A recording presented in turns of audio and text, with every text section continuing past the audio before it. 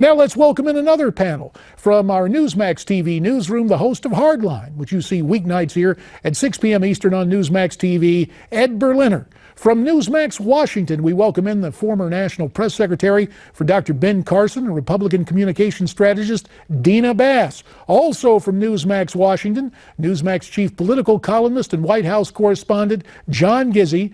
And rejoining us via Skype from Northern Virginia, presidential historian Craig Shirley. To all of you, our thanks. And let me begin with my old friend Ed Berliner. Trump has his critics, as we just heard from Sam Nunberg, but Trump is 5 for 5 tonight in these primaries. JD, I'll make it simple because you got a lot of very good folks to talk to here. Donald Trump was never going to lose the Northeast. That simply is his base. Ted Cruz and John Kasich did not have enough there. They didn't have enough people who really cared about them. People don't know Ted Cruz and John Kasich in the Northeast, but they love and they know Donald Trump.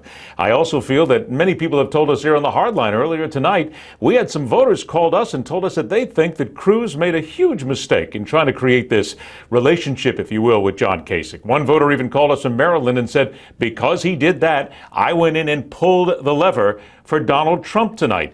The issue is Donald Trump, as you pointed out, does everything differently. He does everything off the books. He does everything without a script.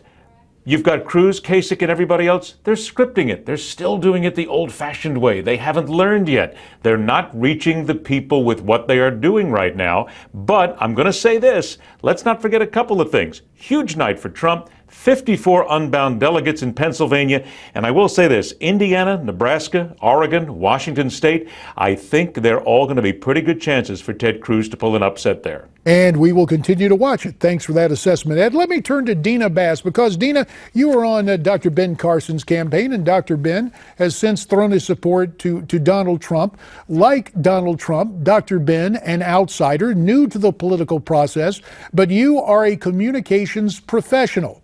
In terms of what Ed had to say, and we noted earlier about Trump being completely off script, in terms of the Carson campaign, how much incorporation of preparation was there for Dr. Carson, listening to the advice of consultants like you?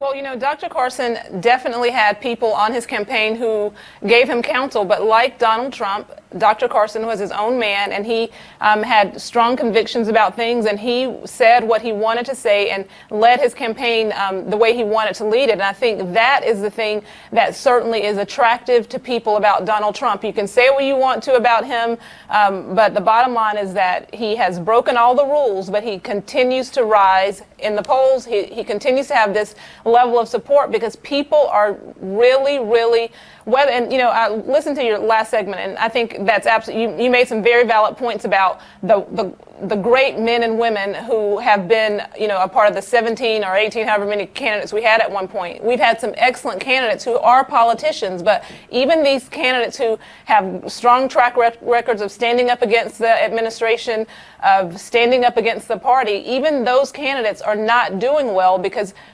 Americans are just tired of the same old. They're tired of the status quo, and they see Donald Trump, whether he can or cannot, they see him as someone who will go to Washington and shake things up. And if you look on the other side of the aisle, the Democrats are actually experiencing the same thing, even though Hillary right now, obviously she had a good night tonight, but the fact that Bernie Sanders can continue to give her a run for her money is indicative of the fact that right now in America, whether it's left or right, people are tired of politics as usual. That's right. A rejection of politics as usual and a return to populism. And one place they know that, the heartland of America, Wichita, Kansas. That's where Terry joins us by telephone. Terry, welcome to Newsmax TV. Well, thank you. I just want to make a comment about some things that Sam had mentioned about the delegates and how that's just playing the game, and that Donald should know how to do that, and that the way things have been done is just the way it's always been.